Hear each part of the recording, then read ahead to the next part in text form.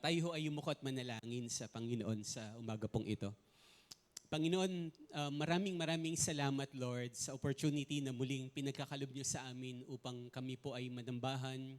Kami po ay bilang inyong mga anak na nakakapag-fellowship and even most especially, God, for us na makapag-aral ng iyong salita. Patuloy ko po na hinihiling namin, O Diyos, ang iyong tulong, Panginoon. Dahil, Lord, kung hindi niyo kami tutulungan, wala kaming magagawa, hindi namin kaya po ito mag-isa. Hiling po namin ang karunungan na nagmumula sa inyo, O Diyos, at ang banal niyong presensya ay maranasan namin, Lord, sa umaga pong ito. Kami po na nandito sa panambahan pong ito sa church, and even, Lord, alam ko po, meron kayong mga hinihipo online, O Diyos, na kakilala, kaibigan, or even accidentally na napapanood nila ang panambahan na ito. Lord, we also pray, God, abutin niyo sila ng presensya at kapangyarihan niyo, O Diyos. Gawin niyo pong pagpapala ang pag-aaral namin ng iyong salita, Panginoon. At kayo po, Ama, yung marinig namin, Lord, sa oras pong ito. Hayaan niyo po yung tinig niyo ang marinig namin. Open our spiritual ears, O God. Open our spiritual eyes, O Lord, na makita namin yung kalooban niyo, O Diyos. Salamat. Dinideklara po namin ang katagumpayan, ang iyong kapangyarihan, Lord, ang iyong banal na spirito, Lord, na malaya pong gagalaw sa aming pong mga puso at kaisipan. Salamat po. Itong aming pong panalangin sa pangalan ng aming Panginoong Jesus. Amen. Amen. Sige, muli hong palakpakan natin ng malakas ang Panginoon. Yan. Ito hong linggong na ito, of course, ito ho yung tinatawag po nating Holy Week season. So bukod po sa may mga holiday ho tayo, isa po ito sa napakagandang araw upang tayo ho ay magbulay-bulay ho talaga sa pagmamahal ng Diyos sa atin. Ano ho ba yung mga ginawa niya o sakripisyo niya na atin pong dapat hong mahigit na maintindihan at matutunan. No po? At alam nyo, no, ang isa ho sa bagay na naniniwala ko na napakahalagang maintindihan natin, no, yung katuruan o yung doktrina po ng kahalagahan ng banal na dugo ng Panginoon. No, sabihin nga natin, blood of Christ. Sa Tagalog sabihin natin, dugo ng Panginoon. No. Naniniwala ho ako, isa ho ito sa aralin na ang demonyo ay ayaw niya hong maintindihan natin. Kasi very powerful po yung teaching po na ito.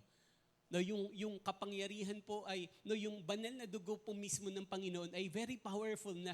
At kapag kahigit ho nating naintindihan po yung banal na dugo ng Panginoon, mas higit nating mararanasan po yung kapangyarihan niya sa ating pong buhay. At yan po yung pag-aaralan po natin ngayon. Kaya pinamagatan po natin yung pag-aaral po natin ngayon na kapangyarihan ng dugo ni Jesus. Sabihin nga natin, kapangyarihan. Mas malakas sigaw natin, kapangyarihan. Sabihin natin, ng dugo ni Jesus. Ayan. Alam niyo, no, even sa ating pong mga tao, napakahalaga po ng dugo. Tama ho ba? Kasi ito po yung lahat tayo may dugo. No?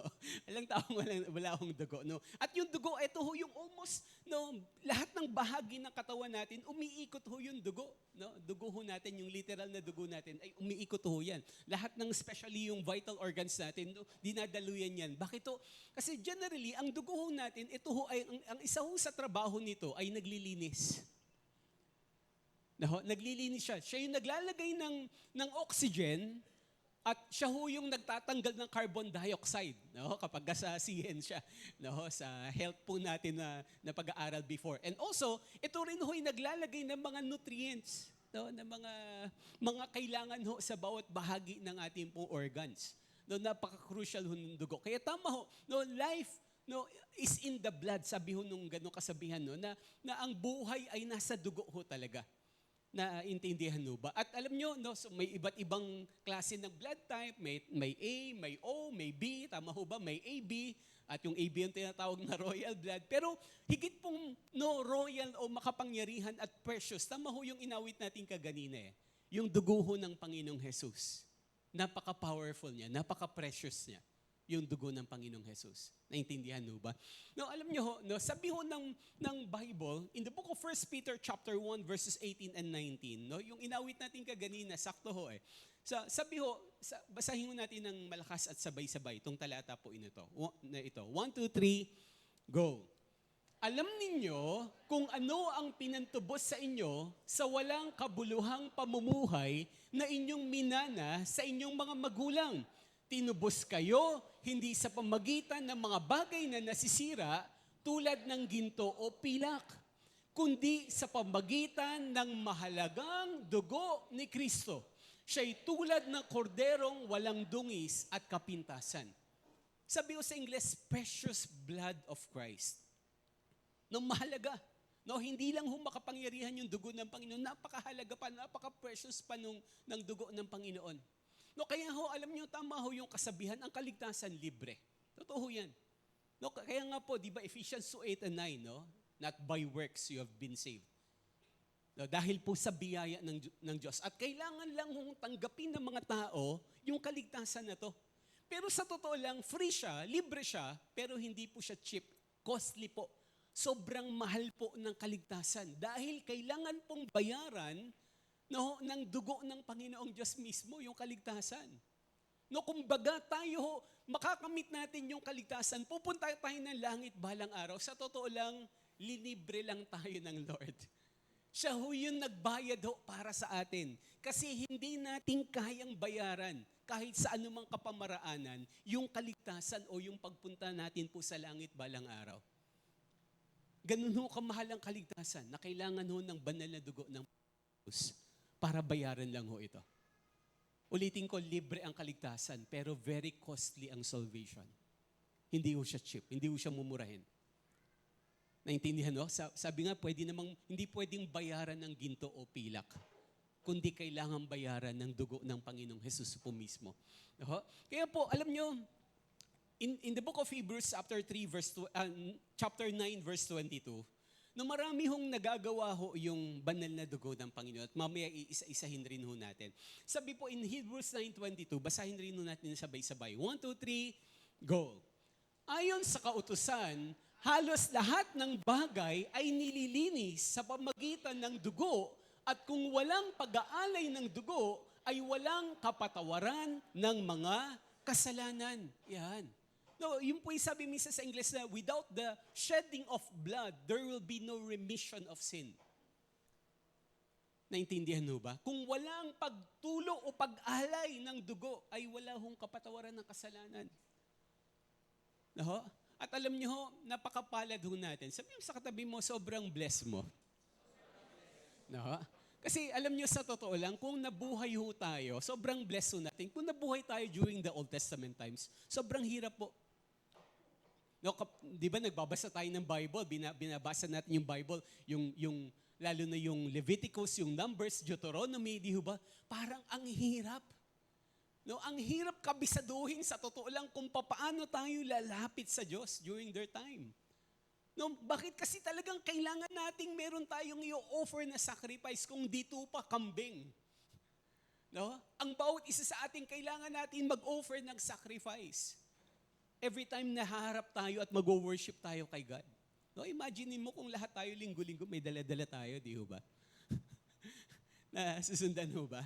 At alam nyo, hindi lang siya sobrang hirap. Sa totoo lang, parang kapag ini-imagine natin, masyadong talagang, kumbaga madugo, literal na madugo ang pagsamba during the Old Testament times. Bakit? Kasi kailangan mong katayin. Naintindihan ba? At kailangan talagang literal na may dugo ng hayop upang magkaroon ng paglilinis. At ang sabi doon, kakatayin po sa harapan po natin mga sumasamba ng mga priest. Tapos sila ay kukuha ng portion ng blood at iwiwisik sa altar. Naintindihan ba? At alam nyo, ang doktrina ng dugo ng Panginoong Jesus ay makikita po natin yan even in the book of Genesis chapter 3. Sabi po in Genesis chapter 3 verse 20 and 21, nung sila Adan at Eva ay nagkasala sa Diyos, nung sinuway nila yung utos ng Panginoon, sabi ng Bible, ito yung makikita natin. Verse 20 and 21, basahin po natin pong muli. 1, 2, 3, go. Eva ang tinawag ni Adan sa kanyang asawa sapagkat siya ang ina ng sangkatauhan. Verse 21, mas malakas Verse 21, sabay-sabay. 1, 2, 3, go. Ang mag-asawa ay iginawa niya ng mga damit na yari sa balat ng hayop. Yan.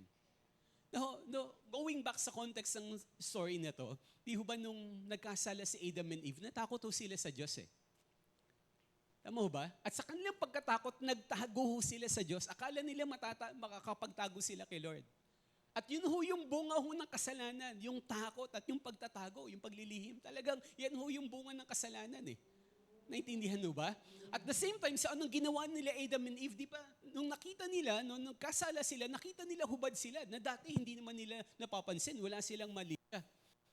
Pero nung nagkasala sila, doon ho pumasok yung mali siya, doon ho pumasok po yung corrupted mind ng tao. No, at nung nakita nilang hubad sila, kumuha sila ng dahon ng igos at pinantakip nila sa kanilang katawan. Yun po yung unang-unang damit at fashion ng tao. Naintindihan mo? Dahon, gawa sa dahon. Naintindihan mo? Pero ano hong ginawa ng Lord sa kanila? No? Sabi ho ng Bible, ang Diyos ho mismo ay nagpatay ng hayop. Nagpatay ng inosenteng hayop para ho sila ay malinis sa kanilang kasalanan. Bakit to? Sabi ho ng Bible, no, ang mag-asawa'y iginawa ng Diyos niya. No, ang Lord mismo ang gumawa ng damit nila. Sabi, na gawa sa damit na yari sa balat ng hayop. So, kung may balat, syempre kailangan, para makuha mo yung balat ng hayop, kailangan mo siyang patayin. At kapag pinatay mo yung hayop, may dugo na iaalay. No? Even no po, sa Book of Genesis pa lang, even sa Garden of Eden pa lang, pinakita na, tinuro na ng Diyos Ama yung kahalagahan ng banal na dugo ng Panginoong Hesus para ang tao ay mapatawad sa kanilang mga kasalanan. No, simula Genesis, Exodus, no, mamaya babasahin nun natin even po yung unang-unang celebration ng Passover, Leviticus, Numbers, Deuteronomy, at hanggang Book of Revelation, makikita ho natin yung doktrina at katuruan ng banal na dugo ng Panginoon. At alam nyo, during this time of Holy Week, isang napakagandang, bago ho pala, in the book of Leviticus yan, chapter 17, verse 11. Isa pa ho ito sa napakahalagang talata. Leviticus 17:11. Basahin ho natin muli ng malakas. 1, 2, 3, go. Sapagkat ang buhay ay nasa dugo at iniuutos ko na dapat ihandog iyon sa altar bilang pantubos sa inyong buhay. Ayan. So life is in the blood. Sabi ng Lord mismo yan. Huwag na ho nating pagtalunan kung pwede bang kumain ng dugo. Ang tawag doon, yung Betamax na iniiyaw. Yung iba, paborito yun. No? So sabi mo dyan, ang buhay ay nasa dugo at inuutos ko na dapat ihandog iyon sa altar. Lalo na during the Old Testament times. Bakit daw ho? Bilang pagtumbos sa inyong buhay. Kasi sa totoo lang ho, ang kabayaran ng kasalanan ho natin, yung sarili ho nating buhay talaga mismo dapat. Pero kahit nga ho yung buhay po natin hindi ho sapat. Pambayad lang pero hindi sapat na dalhin tayo sa langit. Naintindihan ho ba? Yun po, isa hong pantubos po yan. No? Kaya during the Old Testament times, no, talagang sila ho, halos araw-araw may ino-offer na blood sacrifice or animal sacrifice during their time. Araw-araw ho yun. Kailangan nilang mag-offer kasi araw-araw silang nakakagawa ng kasalanan. Naintindihan ho ba? No? So, at alam nyo, during this time of Holy Week, may nabasa akong article, sabi ho ng mga dalubhasa, alam nyo ho pala, nung si Jesus etong during this time of Holy Week season, yung pag-alaala natin, isang napakagandang ating pong pagbulay-bulayan na ang Panginoong Hesus pala ay 7 beses ho pala na nasulat ho sa Bible na yung kanyang dugo ay tumulo ho mula ho sa kanyang katawan. Nakakuha ho ba? 7 beses. No? Number 7 is a number of perfection. No? Makikita ho talaga natin yan. No? Na 7 beses daw ho pala na naisulat sa Bible na ang dugo, ang banal na dugo at makapangyarihan dugo ng Panginoon ay tumulo. No? Unang-una. No? Hopefully, sana dumarit na maaral natin ng mas malaliman po ito. Pero unang-una, di ho ba nang si Jesus ay nanalangin sa Garden of Gethsemane? No? Yung the night before siya i-crucify, di ba, sabi ng Bible, nung siya'y nananalangin mag-isa, no, yung pawis niya ay parang pawis na may kasamang dugo. Dahil sa sobrang kanyang pagdadalamati at talagang literal na pumapatak yung pawis niya na parang may halunan na dugo. Yun po yung una.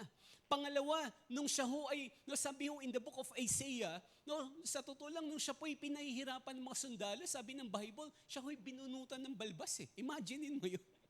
Di ba yung isa-isa lang, di ba, chinatsani mo yung balbas mo, bigote mo, sakit na eh. Pero during his time, mga kapatid, part ng pagdi-dishonor sa kanya, part ng pag-aalipusta sa kanya, sabi ng Bible yan, nasa Bible yan. In the book of Isaiah, binunot ho yung balbas. Imagine mo talagang, kung bubunutin niya ng hahaltakin yan, talagang tutulo ang dugo niyan. Naintindihan ho ba? Kaya nga ho, ang sabi ho ng Bible, di ko alam kung naisama ho dyan. Sorry, sabi ho ng Bible, in the book of Isaiah, isama ko ba, kapatid? Sige ho. Sabi ho dyan, no? Dyan na ba? Ayan. Isaiah 53 verse 5. Basahin mo natin na malakas. 1, 2, 3, go. Ngunit dahil sa ating mga kasalanan, kaya siya nasugatan. Siya ay binugbog dahil sa ating kasamaan. Tayo ay gumaling dahil sa pahirap na dinanas niya at sa mga hampas na kanyang tinanggap. Yan, talagang literal hong binugbog sarado ho ang Panginoon. Nung nabuhay ho siya dito sa mundo. No, at bakit to? Sabi doon, siya ay nasugatan, siya ay binugbog para sa ating kasamaan upang tayo ay gumaling dahil sa pahirap na dinanas niya at sa mga hampas na dinanas po ng Panginoon. Then also another passage in the book of Isaiah, nandyan rin ba, kapatid? Sabi pa ho dito, 52:14. Let's read ng together na mas malakas. 1, 2, 3, go. Marami ang nagulat nang siya'y makita. Dahil sa pagkabugbog sa kanya, halos hindi makilala kung siya ay tao. So imagine niyo ho yung description ng Bible sa kanya. Nung after ho siyang parusahan, parang hindi na siya mukhang tao. Ganun ho ka-literal, ganun ho ka-brutal. Kaya sa totoo lang, yung pelikula ho ni, sino nga yun, yung Passion of the Christ ni Mel Gibson, sa totoo lang, yung iba, sabi nila, naku, very graphic na. Para nang masyadong rated, hindi na pwede dapat panoorin ng bata. Yes, tama naman. Pero sa totoo lang, kulang pa ho yun. Di ho ba? Naalala nyo yung pelikula ng Passion of the Christ? Di ba, yung isang hataw pa lang nung sundalo ng Roman soldier sa kanya na, di ba, yung cat's claw na tinatawag, di ba, na pagka kumampi sa likod niya, una, sinampol nung sundalo sa lamesa, di ba? Paghigit niyang ganun, yung buong lamesa ay nahigit eh. No, dahil may mga sima ho yung pamalo. At imagine niyo ho yun na pinapalo sa katawan ng Panginoon ho yun. Na talagang sabi ng Bible, literal yung laman niya ay nahahaltak ho. Kaya ang sabi ng Bible, halos hindi na makilala kung mukha pa siyang tao o hindi. Naintindihan, no? Kaya ho napaka-imposible na siya ho ay, no, parang sa totoo lang hindi ho magmamarka kasi na para bang kapag siya ay pinunasan ng tela ay magbabakat pa ng parang itsura yung mukha. Hindi, sabi ng Bible, halos hindi na siya makilala kung tao pa siya. Kasi talagang literal hong binugbog ang Panginoon. Di ho ba? So, pawis pa lang, yung sa paghigit ng balbas sa kanya, ano pa yung next? Di ba nung siya ho'y kinurunahan? Ng tinik. At ang sabi ho ng Bible, yung tinik ho nung gaganito ko hahaba nyo. At talagang hindi ho yung tinik lang ng yung bulaklak na bugambilya, di ba? Hindi lang. No, parang yung tinik, nakakita na kayo ng tinik ng suha, yung medyo makapal-kapal at matitigas. Mas malaki pa ho doon, sabi ho ng Bible. Ng mga nag-aaral ho ng Bible. At sabi ho ng Bible, talagang isinuot ho sa ulo ng Panginoon ho yun. At talagang literal ho na tumagos-tagos ho sa balat ng Panginoon ho yun. At yun yung pangatlong pagtulo ho ng dugo ng Panginoon. Ano pa ho yung pagtulo ng dugo ng Panginoon? 7 beses ho yan. No, sabi, yun nga ho, nung siya hinampas sa kanyang likuran, no, tumulo yung dugo niya. And also nung siya ho pinako sa krus. Sa kanyang kamay, sa kanyang 2 kamay. No, at pang-anim nung siya ho rin ho ay pinako sa kanyang paa. Naintindihan po? And then 7 is yung nung siya ho ay patay na, di ba? Nung gusto pa talagang tingnan ng mga sundalo kung talagang siya'y totoo ng patay. Anong ginawa ho sa kanya? Siya ho'y sinibat sa tagiliran. At ang sabi ho ng Bible, nung sinibat siya sa tagiliran, magkahalo hong tubig at dugo. Ang literal hong tumulo sa Panginoon. No? So talagang inialay niya ho, hindi lang ho yung kanyang katawan, kundi ho most especially yung kanyang banal na dugo para ho sa atin. So ano ho yung mga bagay na ito? Ano ho yung dinudulot ho nito? Number 1, nadulot ho ng kanyang pag-alay po ng dugo sa atin is yung kaligtasan, of course. Sabi nga natin, kaligtasan. No, tayo ho ay napatawad sa ating mga kasalanan, tayo ay nalinis sa kanyang harapan, at tayo ho ay balang araw dadalin sa langit. Naligtas ho tayo sa kapahamakan ng impyerno. Yun ang ibig sabihin ng kaligtasan. Bakit supposed to be dapat dahil sa kasalanan natin, pupunta tayo ng impyerno? Kasi hindi tayo pwede dapat sa langit dahil marumi tayo. Pero dahil sa pagmamahal ni Lord, sa kanyang dugo na inoffer sa cross, nagkaroon ho tayo ng karapatan na dalhin po niya tayo sa langit balang araw.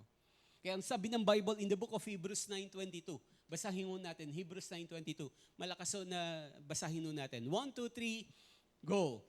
Ayon sa kautusan, halos lahat ng bagay ay nililinis sa pamagitan ng dugo. At kung walang pag-aalay ng dugo, ay walang kapatawaran ng mga kasalanan. Ayan. Na alam niyo ho, talagang lahat ho, during the Old Testament times, di ba, ultimo yung mga palanggana. Ito ho yung paraan ng kanilang paglilinis eh. Naintindihan mo ba? Yung mga ilawan, lahat, mga kasuotan, winiwisikan ng dugo. Bakit? Kasi yun yung tinuturo ng Lord sa kanila. Ito yung paraan ng paglilinis. Nasusundan ho ba? Kaya nga ho, hindi ko alam kung sumusubaybay ho kayo sa Israel ho ngayon, di ba? Meron ho silang tinatawag na pulang baka, yung red heifer. May galing pang Amerika, inimport ho nila, dinala nila sa Amerika ho yun ngayon, yung red heifer na tinatawag, na talagang pulang-pulang baka. Bakit? Kasi ito ho yung kailangan nilang i-offer, hindi na ho nila nagawa ito. 9 times pa lang, simula ho kay Moises, 9 times so na sila ho ay nakapagpatay ng pulang baka. Simula po nung Old Testament times. At ngayon ho yung pang-10 pulang baka nakakatayin nila. At kailangan ho nilang gawin yun. Bakit? Kailangan ho nila na yung pong isakripisyo na yon para ho sa pagsisimula ng pagtatayo ng ikatlong templo. Yung third temple na tinatawag. Kaya kung papansin nyo online, lahat ready na. Even po yung aakyatan ng baka, kung saan kakatayin, makikita nyo online, nandun na. Kaya alam nyo, sabi nga ho ng mga, totoo ho ito, sabi ho, alam nyo yung October 7 attack ng Hamas, may kinalaman ho sa red heifer. Nung nakita nila, na ready na ang lahat, even yung pulang baka nakakatayin ng mga Hudyo ngayon, kaya ho sila umatake sa Israel. Gusto nilang hadlangan yung pagtatayo ng ikatlong templo.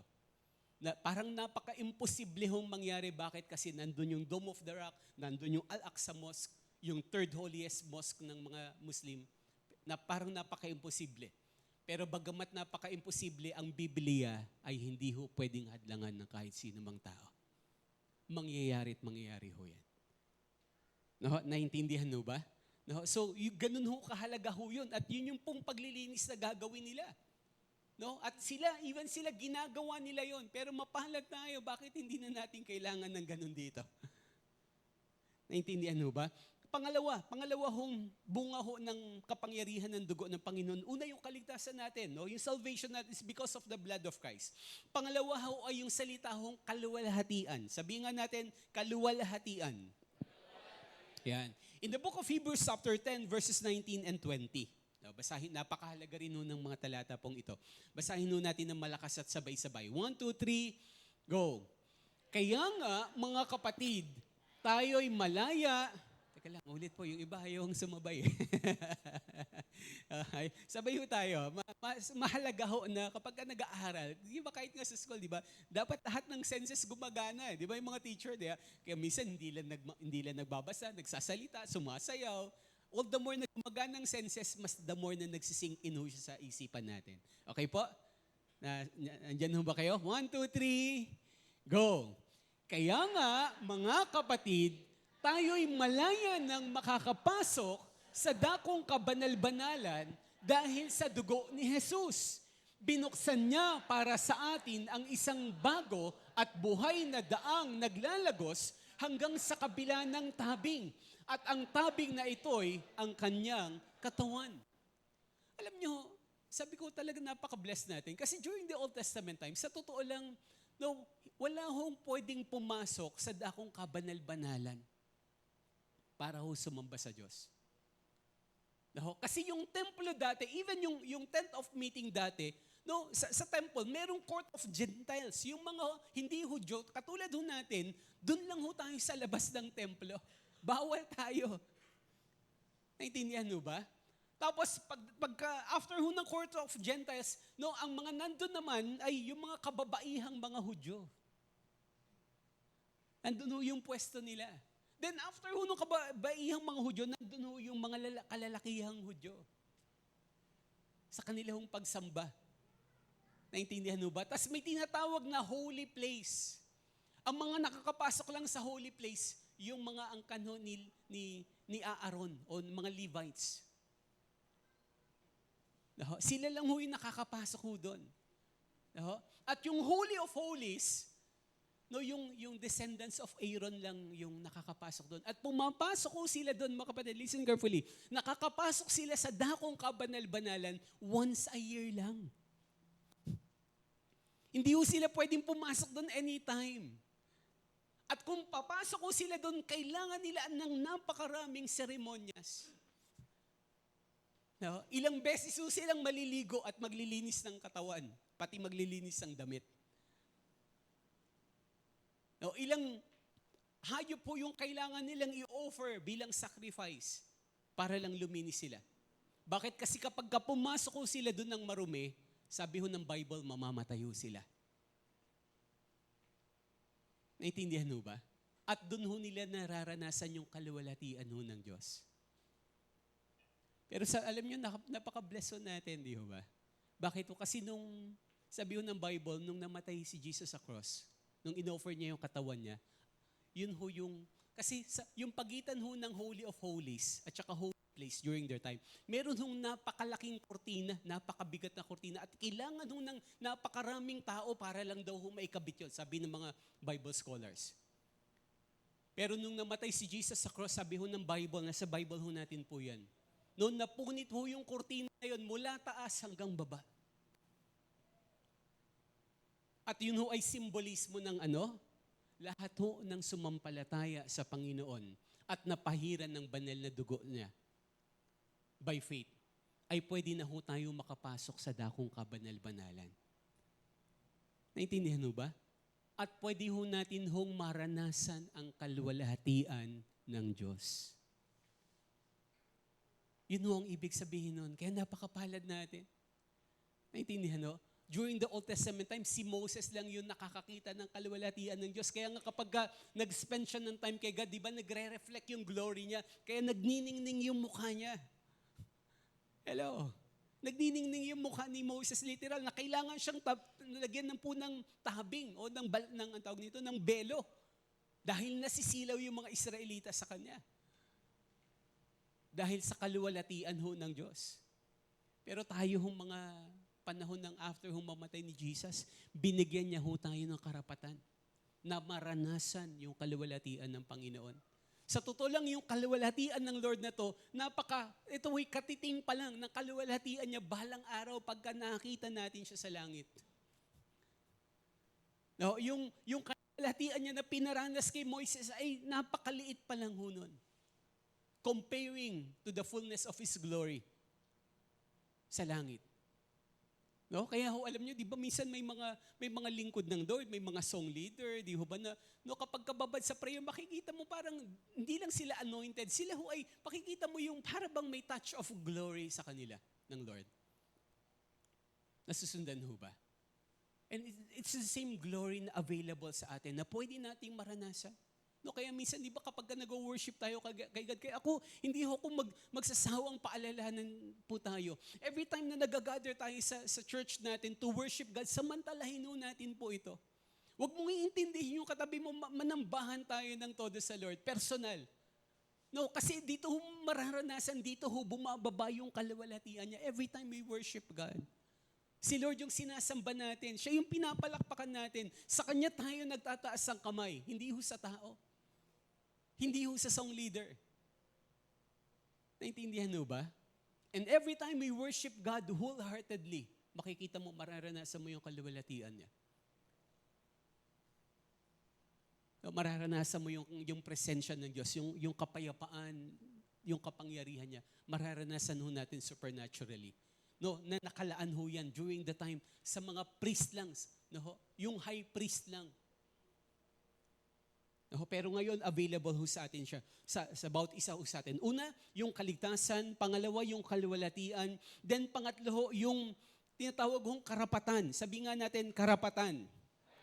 Yan. Ano ho ba ito? In the book of Hebrews chapter 9 verse 12 to 14. Yan. Basahin ho natin uli ng malakas at sabay-sabay. Hebrews 9:12 to 14. 1, 2, 3, go.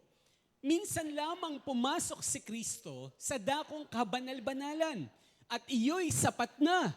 Hindi dugo ng mga kambing at guya ang kanyang inihandog, kundi ang sarili niyang dugo upang magkaroon tayo ng walang hanggang kaligtasan.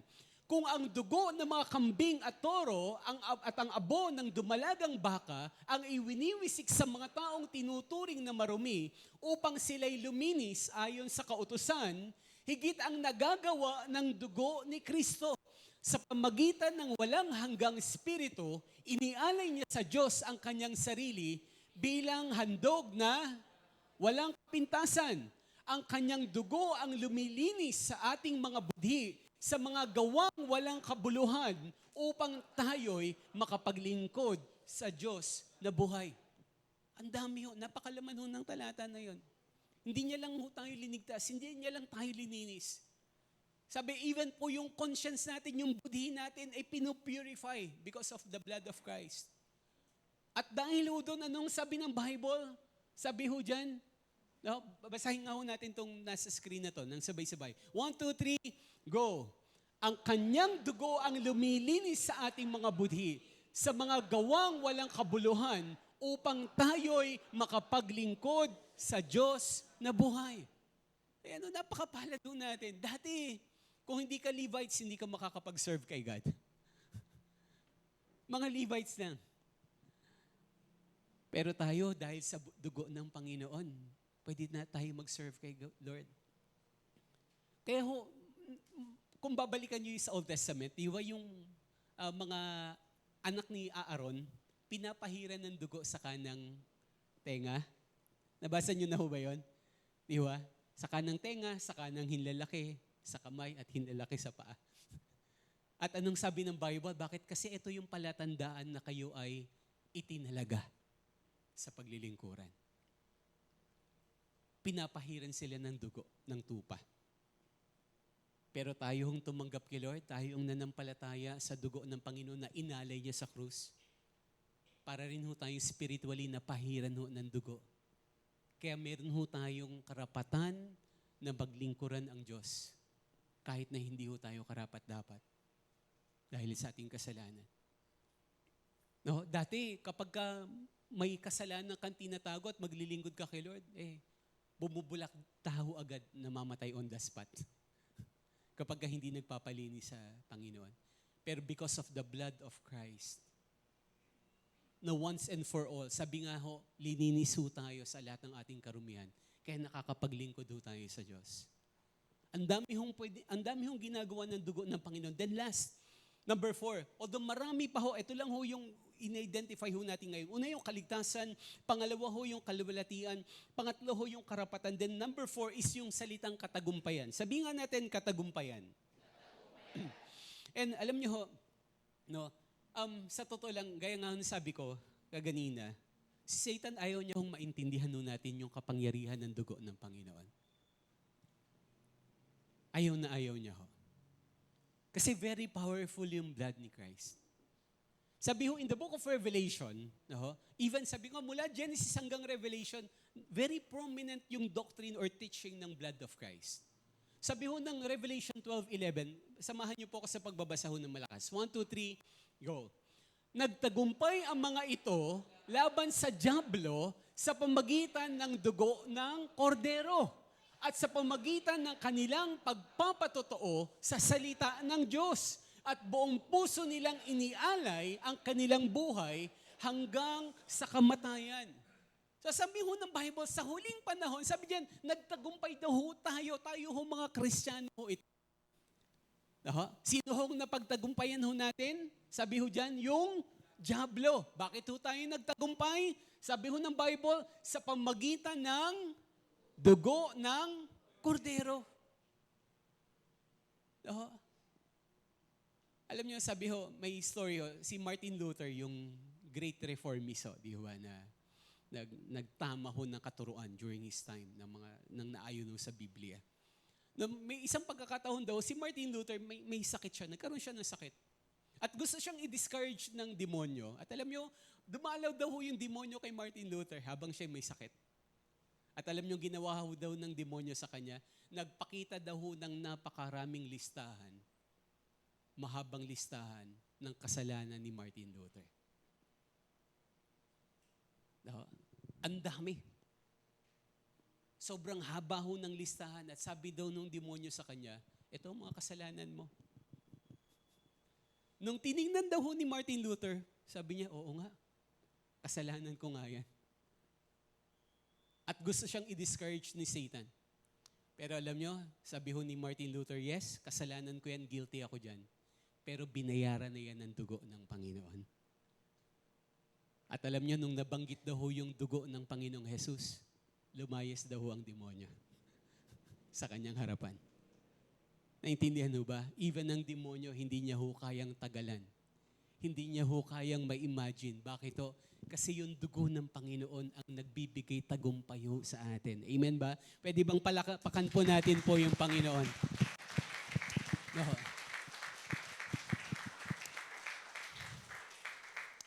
Kaya ho, there will be times we need to plead for the blood of Christ. We need to plead, Lord, kailangan namin ng banal mong dugo. Hindi ho literal na dugo, but spiritually, mga kapatid, spiritually, we need to apply the blood of Christ sa buhay natin. Spiritually, we need to plead for the blood of Christ sa pamilya natin. No, alam niyo, isang napakagandang story ho, the reminder ng kapangyarihan ng banal na dugo. So yung banal na dugo ng Panginoon, hindi lang nag-take effect yun nung namatay siya sa cross. Even po, bago siya mamatay sa cross, ginagawa na po ng mga Israelita yun by faith. Kaya even ho tayong nabuhay after ni Jesus na mamatay sa cross, gagawin rin ho natin po ito by faith. No, naalala niyo ho niyo sa Book of Exodus? Di ba ang Panginoon ay, no, sabi niya kay Moises, no, kayo ang gagamitin ko para mapalaya ang mga Israelita sa pagkakaalipin ng mga Ehipsyo. Dahil ayaw ho ng Pharaoh na palayain ho sila, no, napilitan ho na nagpadala ho ng 10 salot. Naintindihan ho ba? At iba-iba hong salot, di ba? Nasusunod yung tubig naging dugo, no, nagdilim ang araw, nagkaroon ng mga niknik, no, nagkaroon ng mga kung sari-sari pong mga dilubyo. Naintindihan mo ba? Hello. At yung pinakahuli, ano ho yung nangyari? Yung kamatayan ng lahat ng panganay na lalaki. Magmula sa anak ng paraon, magmula sa mga tao, mga leader, ordinaryong mga manggagawa, mga mamamayan ng Ehipsyo, namatay. Even sabi ng Bible, kahit yung mga lalaking anak na hayop, lahat namatay. Pero alam niyo, ano ho yung nag-separate sa mga Ehipsyo at sa mga Israelita? It's because of the blood of Christ. Naintindihan ho ba? Kung bakit ho, hindi ho nakaranas ng kahit isang salot yung mga anak ng Diyos dahil ho sa banal na dugo ng Panginoon. Ganun ho ka-powerful yung blood of Christ. Na kapag in-apply natin yan, sometimes there will be a dividing line. There will be a special protection ng Lord sa buhay mo, sa pamilya mo. If we plead the blood of Christ, na Lord, kailangan namin ng banal na dugo mo. Hindi natin kailangan ng literal na magpahid ng literal na dugo. Pero spiritually, by faith, Lord, we claim the powerful blood na in-offer mo sa cross. No, kaya ho, the book of Exodus, no, di ho ba? Yung sa Passover, no, yung sa simulang slide, no, sa Passover, di ba? First Passover, no, inutusan ng Diyos sila Moises. Ano yung dapat nilang gawin? Sabi ho dyan, verse 5, kailangang lalaki ang tupa o ang kambing, 1 taong gulang. No, ito hoy, no, sabi nga, during their time, hindi ordinaryong kambing o tupa yung kailangan nilang offer. Kailangan may specific age. At dapat walang kapintasan. Dapat talagang malusog. Almost perfect dapat yung i-offer nila na tupa. No, and that symbolizes, no, kay Jesus na isang perpekto ho. Walang kapintasan, walang kasalanan. No, at anong sabi pa? No, alagaan ito hanggang sa 14 ng buwan at sa kinagabihan, sabay-sabay na papatayin ng buong bayan ang kanilang inalagaang hayop. Next verse. Verse 7. Kukuha sila ng dugo nito at ipapahid sa magkabilang poste at itaas ng pintuan ng bahay na kakainan ng kinatay na hayop. No, after nilang gilitan yung tupa, kukuha ng konting dugo at ipapahido sa poste ng kanilang mga tahanan. At ano yung ginawa ng Lord doon? Next po. No? Sabi ho dyan in verses 12 to 13, sa gabing iyon, lilibutin ko ang buong Ehipto at papatayin ang lahat ng panganay na lalaki, maging tao man o hayop, at paparusahan ko ang lahat ng Diyos-Diyosan sa Ehipto. Ako, si Yahweh, dugo ang magsisilbing palatandaan ng mga bahay na inyong tinitirhan. Lahat ng bagay na makita kong may pahid ng dugo, makita kong may pahid ng dugo, ay lalampasan ko at walang pinsalang mangyari sa inyo habang pinaparusahan ko ang buong Ehipto. Naintindihan mo ba? Ito yung blood ni Jesus na nakalaan ho sa atin bilang kanyang mga anak. Hindi lang ho sa kaligtasan.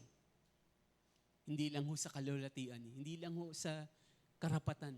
Even most especially sa katagumpayan na pwede yung iparanas ng Lord sa atin. Bilang kanyang mga anak. Naintindihan mo, pwede ho bang tumayo tayong lahat at palakpakan po natin ang Panginoon ngayon?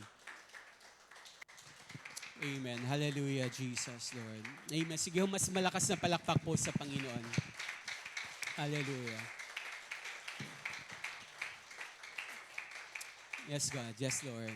Amen. O kapatid, muli, sabi ko nga, ito yung magandang pagbulay-bulayan ho natin during this time of Holy Week season. Na kung paano ho in-offer ni Jesus yung hindi lang kanyang buhay, even yung kanyang banal at makapangyarihang dugo ay inialay niya para po sa atin. Na huwag ho natin kakalimutan na i-appreciate, pasalamatan, sambahin ng Diyos dahil sa kanyang banal na dugo. At tama ho yung song rin na awitin ho natin. Pwede bang manambahan rin muna tayo kay Lord bago tayo manalangin? That we can come to the altar of God freely. Wala hong mahadlang. Wala na hong tabing ang dakong kabanal-banalan. Na anyone na sinuhong tumanggap at napahiran ng dugo ng Panginoon spiritually by faith. We can come to the Father. We can come to the Holy of Holies para maranasan po yung Panginoon, yung kapatawaran, yung kaluwalhatian, yung kagalingan, even po yung katagumpayan bilang tayo po mga anak po ng Diyos. Naintindihan mo ba? Tayo po yung mahawid sa Lord bago tayo manalangin. Hallelujah, Jesus. We worship